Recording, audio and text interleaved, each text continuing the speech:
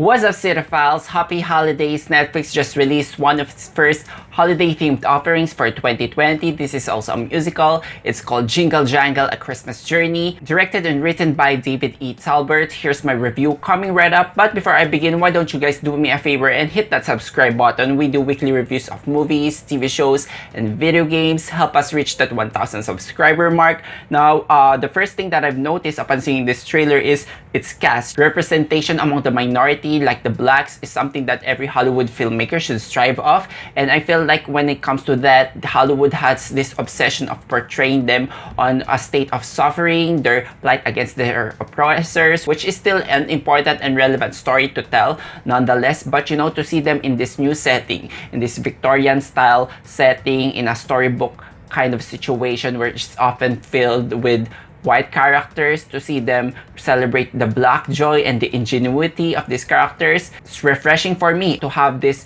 young audiences who don't feel like they're being represented and to see themselves being reflected on screen on this holiday themed movie. It's nothing short of inspirational, and I like that the movie doesn't make a big deal out of its race. It's never mentioned. It's just so happened that most of his characters here are black. Now, as for the two main characters, we have two rival toy makers. One, we have Jingle Jangle, played by Whitaker, and the other one is Gustafsson, played by Keegan-Michael. Gustafsson used to be an apprentice for Jeronicus until he decides to steal this book of inventions, which catapults his career into the yearly Toy Maker of the Year. And however, leaving this Jeronicus in a sad and depressed state, he has lost in touch with his ingenuity and also has this estranged relationship with his daughter, who also had a daughter named Journey, played by Madalen Mills, who returns back into the town several years after to regain back what was lost, which is their family legacy, and once again sparking that imagination and that sense of wonder from the depressed Jeronicus. Now, since this is a musical, the first thing that we're really looking forward here are the songs, and I can say that the soundtrack is musically and lyrically excellent. The genre of the songs range from soul, R&B, pop, ballad, Broadway, a lot of variety that brings that exuberant holiday spirit, and the lyrics is able to flesh out those moments, those thoughts that's been harboring inside of our characters. At one point, there's even an African song that's being played while a couple of kids are playing snowballs, and I feel like this is a good showcase of the culture and heritage. And also, the songs per se, they're not technically Christmas songs, but there are a lot of themes about self-acceptance, discovery, reconciliation, family, themes that will really resonate to young audiences out there. So it still has this festive spirit while it doesn't really overdo the Christmassy of it. Also, for the musical numbers, they're very entertainingly directed. There's a stage-like quality into these performances. You can see a couple of different camera angles shot while a performance is being delivered, not necessarily moving from one set piece to another. It's mostly contained, and I think that level of direction is very much fitting because this is like a storybook kind of a situation. We see the movie open up with a grandmother telling a story to her kids, and that blast of energy, dance routines very much fit into the storytelling. So if you enjoyed watching movies like The Greatest Showman, I think they've hired also the same choreographer here. You're going to enjoy this, and I know for some people there's going to be a certain level of tolerance, but I think when it comes to musical productions, it's very important to have these elaborate dance steps. We see a lot of people doing flips, brandishing their costumes. Obviously, the production and the costume design is also one of the main highlights of this movie. There's a steampunk vibe into this movie, and I think it's been inspired by Charlie and the Chocolate Factory.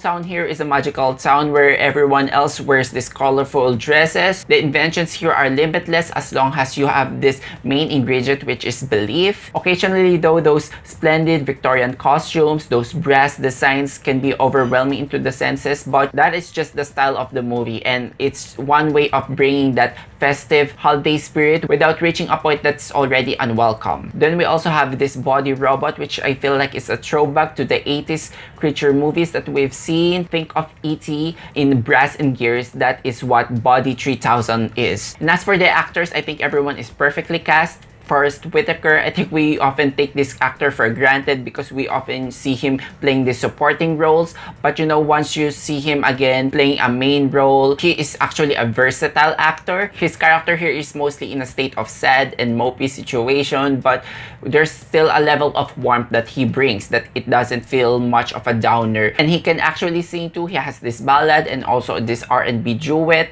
which something that I didn't expect. And speaking of, another one is Keegan-Michael from the timbre of his voice. I can say that he has a good singing voice, but I did not expect that he's actually that good because he does a lot of vocal calisthenics towards the end of that song, and I immediately replayed that scene because it's just a toe-tapping performance. Although his character is two-dimensional at best, I think he's perfect in portraying this villain who is way over his head. Also, Ricky Martin, who voices this Don Juan Diego, he's an artificial intelligence matador. Since his role here is an expressive robot who has a mind of its own, he works as this devil's advocate figure for Gustafsson. He has this solo which very much reminds me of Mufasa's Be Prepared in The Lion King. But the revelation here is Madalen Mills as Journey. I think he holds herself up among this cast of Tony and award-winning actors. She is such a talented performer here. She has this memorable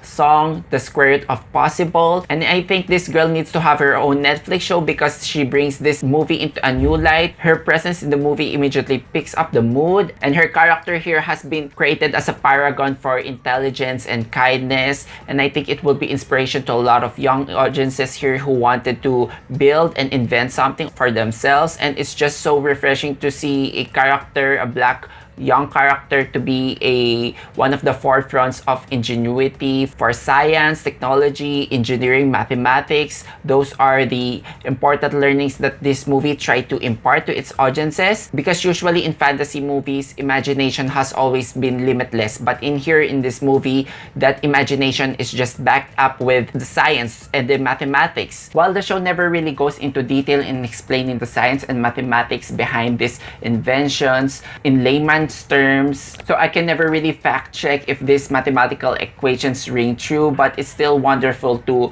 put out something that will induce our young audiences to study harder for themselves, because we have a lot of fantastical ideas here, but Journey puts her mind into work into achieving these goals. The usual messages of believing in yourself, finding the magic that has always been you, yada yada yada, things like that. Admittedly, they are very cliched messages by now, but you know, I'm not gonna take it out against the movie, especially in a year that we're really needing that positivity. So yeah, all the messages come loud and clear. Anything can be possible as you put your mind into it. It's loud and proud. It's not perfect. I think when it comes to execution, the plot can sometimes be clunky. It didn't drop these narrative threads flawlessly. I think some of the characters remained underdeveloped, but you know, this is a movie that you can't really be too grouchy or grinchy about it. This is a movie that celebrates the Christmas spirit and a lot of relevant themes that's just portrayed in this whole new light, in the black representation and the ingenuity.